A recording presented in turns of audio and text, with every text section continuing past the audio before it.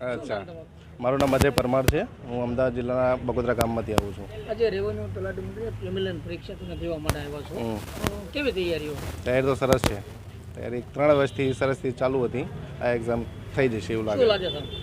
લાગે છે. પ્રિલિમ તો થઈ જશે. પ્રિલિમની કોઈ ચિંતા નથી. જે છે મેન્સ છે, આ વખતે થોડો સુધારો કર્યો છે એક્ઝામમાં, પેટર્નમાં, તો મેન્સની થોડું ટેન્શન છે. તમે રેવન્યુની પરીક્ષા દેવા માટે જે આવ્યા છો એ જ કેમ પસંદ કર્યું?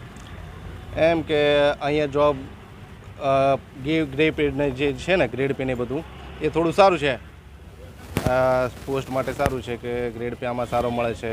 ઓછા સમયમાં સારી ઓપોર્ચ્યુનિટી ને બધું કરવા મળે છે. ડિપાર્ટમેન્ટ બી સરસ છે. અગાઉ કોઈ એક્ઝામ આપેલી? અગાઉ એક્ઝામ આપી હતી, એ પાસ કરી છે અને હાલ હું જુનિયર ક્લાર્ક તરીકે નોકરી પણ કરું છું. તેમ છતાં તમે આજે એક્ઝામ, હા, કેવી વ્યવસ્થા એની સ્કૂલની? સ્કૂલની વ્યવસ્થા સરસ છે, સારું છે. શું નામ તમારું?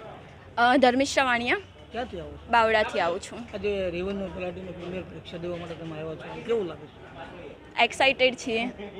પ્રિપેરેશન કરી જેવી બી કરી છે એના માટે એક્સાઇટેડ છે કે આઈ હોપ કે ડીવાયએસઓ જેવું પેપર ના નીકળે અને જે લોકોએ વધારે મહેનત કરી છે એ લોકોને સોર્ટ આઉટ થઈ જાય. તમને કેવી આશા છે? For me I don't think કે હું ક્લિયર કરી શકીશ, બટ હું મારી બેસ્ટ ટ્રાય કરીશ.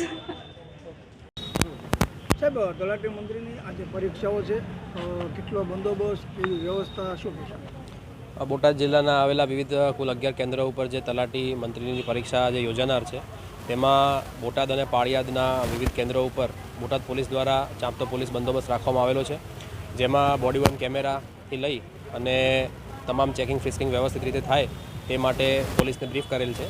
આ બાબતે તલાટી મંત્રીની પરીક્ષા આપનાર જે પરીક્ષાર્થીઓ છે તે લોકોને મુશ્કેલીનો સામનો ન કરવો પડે અને ટ્રાફિકની સમસ્યા ન સર્જાય તેના માટે કન્જેશન પોઈન્ટ ઉપર પણ યોગ્ય બંદોબસ્ત રાખવામાં આવ્યો છે તથા પરીક્ષાના જો જાહેરનામું છે તેની સ્પષ્ટ અમલવારી થાય તે માટે પણ પોલીસ બંદોબસ્ત રાખી અને ઝેરોક્સ સેન્ટર્સ અને અન્ય કોઈ પણ જે આવા સેન્ટર્સ છે તેના ઉપર પણ પોલીસ